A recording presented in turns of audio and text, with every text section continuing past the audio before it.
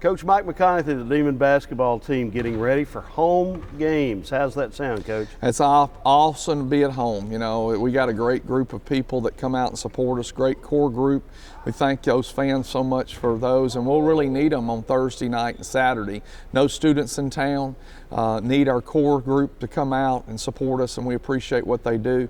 Have a great group of fans, and we're so appreciative of them. Well, you've got a basketball team that's battling. Obviously, the odds are against you a bit without Zeke Woodley, without Malik Matoir.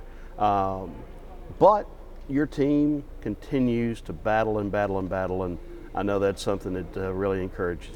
Well, it really does. I mean, there's groups playing as hard as they possibly can at times, but the problem is we've gotten ourselves in binds when we come and compete. You take the Incarnate Word game.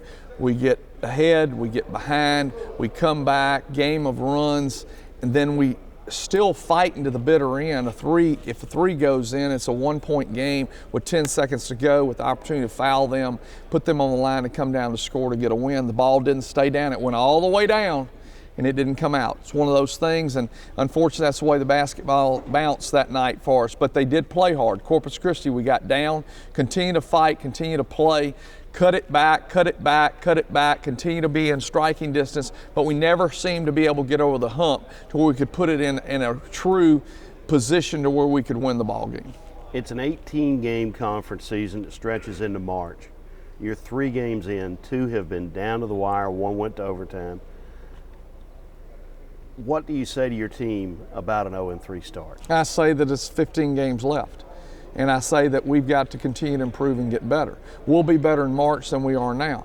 The wrinkle that was thrown into us was the fact that we had just found ourselves. Now we're having to find ourselves again because we've lost 2 more players. That's not complaining, that's not being critical. It's reality that we've got to take the guys that we have and we got to play with them. So now we're having to make adjustments to what we're doing from a coaching staff and the style we'll play. Several years ago, we lost 2 really good players during the middle of the year. We continue to try to play the way that we'd been playing, and the result was 3-13 conference schedule. We can't do that. We're going to have to make adjustments offensively and defensively to be successful. And if we make those adjustments, we'll be okay. When you lose 21 points out of your offense, I don't know that we can manufacture 21 more points. So therefore, we probably need to reduce the number of points that the opponent's scoring, not letting them get the basketball as often to be successful.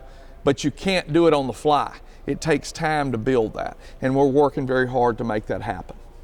You've had a deep list of players step up and score for you, developing the consistency in that scoring. Is that necessary, or can it be a complete ensemble situation where any given night the 8th person in the rotation may be your leading scorer? Well, you know, the way I like to look at it with Demon basketball is you like whoever wants to score that night, let them have the points.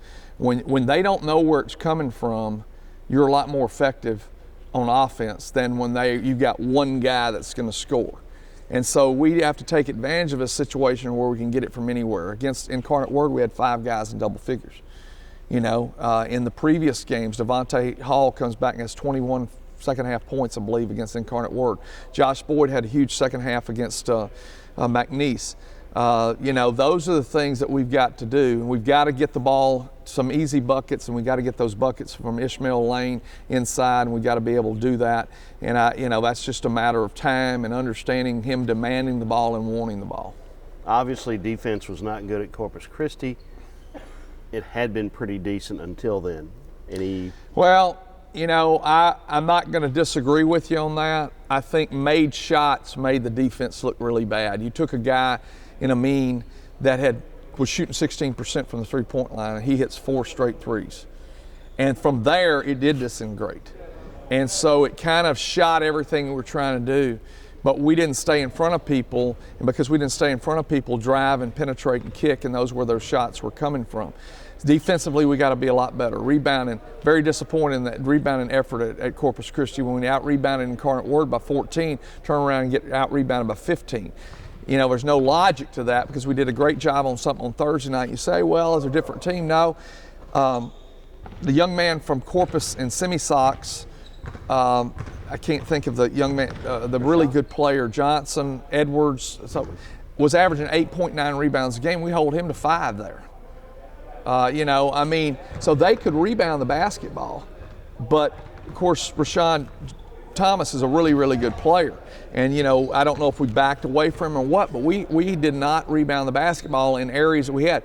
Isaiah Sweeney had 10 rebounds against Incarnate Word, had 1 against Corpus Christi. That's no consistency. We talked about that yesterday. I'm not calling him out on this tape. I'm just saying that's what we talked about, and that's what we got to do. Okay, let's look to Nichols, a team that has been surprisingly effective under a first-year coach, and a team that tends to like to play a little slower. Does a great job running a lot of zone. They got great players, great shot makers, great one-on-one ISO guys. Will really put us in a real test. But they're going to run a 2-3 zone is what they've been doing. I wouldn't think they'd change anything against us. There's not really anything to change, but I think that we have to be able to attack what they're doing, but we've got to be able to guard them and make them uncomfortable in different areas. And then Saturday, Sam Houston State, obviously the preseason pick to win the conference. Veteran coach, veteran team. Yeah, Jason Hooten does a great job. They're 2-2 now. Come back after the first 2 losses they had. Come in and they're playing their kind of basketball. He's very, very intense. Coach Hooten is. They do a great job, and they'll, I'm sure, be coming in here ready for to put it on us. But we've got to come and compete. Chili cook-off Thursday night. You do a lot of cooking, particularly during the break between this fall and spring semesters. Ever cook chili for the team? No, I hadn't cooked chili for the team. I guess maybe I need to take that up. That's a thought, but probably not going to do it this week though. If you cook chili, what would you put in it? I'd want it to be a little warm. My wife makes a really good chili. Something that really good. I don't know if it was her mother's recipe or not, but hers has beans in it, and it's an awesome, awesome chili. Maybe I need to tell her she needs to cook some chili for everybody. It's a thought, Miss Connie's chili. We could just call it Miss Connie's chili. I like the sound of that. MCC.